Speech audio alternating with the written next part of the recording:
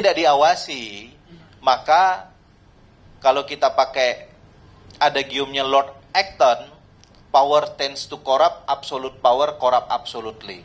Kekuasaan itu cenderung disalahgunakan, dan kalau kekuasaan itu nggak diawasi, itu bisa menghadirkan penyalahgunaan yang absolut. Nah, karena itu kami belum melaporkan ini pada hari ini terkait dengan pengawasan transfer dana pusat ke daerah, karena emang ini baru kita lakukan pada periode kami sekarang ini. Selanjutnya terkait dengan fokus 2025, tadi kami katakan satu, kami akan fokus pertama kali ini revisi Undang-Undang ASN, Undang-Undang 20-2023. Fokus pertama adalah ingin membangun sistem merit yang merata secara nasional. Mungkin akan kita mulai dari eselon 2 ke atas. Itu semua akan menjadi ASN pusat. Agar kemudian kepala dinas, sekda, dan seterusnya itu bisa dirotasi dengan cukup baik secara nasional. Orang jangan berkarir dari awal jadi CPNS di kabupaten, pensiun di kabupaten itu, padahal kualitasnya luar biasa. Dia sudah S2, S3, dapat beasiswa ke luar negeri, pulang ke kampung lagi, kapasitasnya kemudian menjadi menurun karena harus pulang ke kampungnya. Kita kasih kesempatan orang-orang baik ini untuk punya rotasi secara nasional. Polisi, tentara, jaksa itu bisa rotasi nasional, maka ASN juga kita harapkan punya kemampuan itu. Bagaimana mekanismenya nanti kita akan bicarakan di revisi undang-undang. Yang kedua, kita ingin agar netralitas ASN lebih baik. Maka itu kemudian residu-residu pilkada kemarin yang membuat ASN kita tidak netral, itu kita coba untuk dibenahi di undang-undang ASN. Fokus yang kedua adalah sektor pertanahan.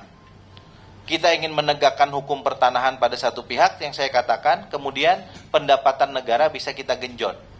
Kalau perlu, kita buka saja 3 juta hektar itu di mana lokusnya, siapa yang nanam, badan usahanya, kan kita tahu nih badan usahanya pasti tahu kita. Karena tadi modusnya yang Pak Bahtra bilang, dapat 1.000, nanam 4.000, jadi 3.000-nya ilegal. Ini badan hukumnya milik siapa? Udah berapa lama? Kita buka saja kepada publik. Persis seperti kita ingin menghadirkan tax amnesty. Kalau tax amnesty itu daftar orang yang ingkar bayar pajak dibuka. Tapi kemudian bukan untuk melanjangi, untuk dikasih kesempatan taubat. Bayar pajak dengan baik. Sama dengan land amnesty ke depan. Kita buka saja daftarnya, kita kasih kesempatan mereka untuk kemudian segera mendaftarkan tanah-tanah ilegalnya kepada negara.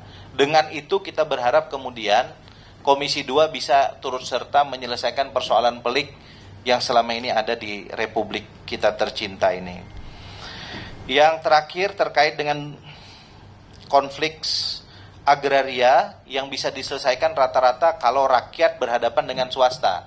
Tapi rakyat berhadapan dengan negara, dalam hal ini BUMN, itu kurang bisa. Nanti ini Mas Bimo kita kasih tugas khusus saja ini nanti menyelesaikan, karena mantan pimpinan Komisi BUMN 10 tahun di Komisi 6, ini mungkin ditugaskan Ibu Ketua Umumnya ke Komisi 2 untuk menyelesaikan hal ini. Malu juga kita, negara mau menegakkan hukum, sementara bagian dari negara sendiri yang nggak taat hukum. Saya kira kalau periode lalu ada panja terkait dengan evaluasi HGB, HGU, dan HPL, kita nanti hidupkan lagi Januari. Panja ini salah satunya kita minta izin ke pimpinan DPR nanti memanggil Menteri BUMN lah, dan beberapa direksi BUMN yang selama ini kita sinyalir tanah-tanahnya bermasalah dengan rakyat. BUMN di sektor perkebunan misalnya, BUMN di sektor kehutanan, ya. Kemudian BUMN yang banyak menggunakan lahan, yang kemudian mudah sekali kemudian tersulut sengketa dengan masyarakat, kita akan panggil. Isunya bukan hanya HGU sebetulnya, tapi juga ada HGB. HGB itu apa? BUMN punya pelabuhan di atas tanah yang diklaim milik masyarakat. BUMN punya pabrik, ternyata dulu di situ ada tanah masyarakat yang nggak selesai, tapi pabriknya dibangun. BUMN punya bangunan, ternyata juga bermasalah. Dan yang terakhir ini, saya dapat data terakhir dari Pak Bahtra, bukan hanya BUMN, kementerian lembaga pun punya modus yang serupa. Ada tanah, satu bidang tanah, milik perorangan atau swasta, di sampingnya punya kementerian tertentu. Karena kementerian malas ngukurnya, pada saat pendaftaran aset ke Kementerian Keuangan, tanah milik perorangan diklaim menjadi milik, padahal nggak ada bukti, baik sertifikat dan lain-lain. Dan Kementerian Keuangan tanpa cek memasukkan ke daftar aset negara.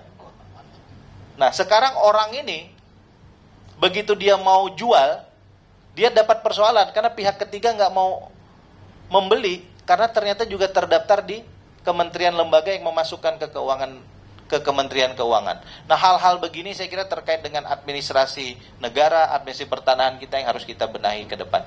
Silakan kalau ada yang mau menambahkan. Kalau tidak kita cukupkan ya. Saya ucapkan terima kasih kepada rekan-rekan sekalian.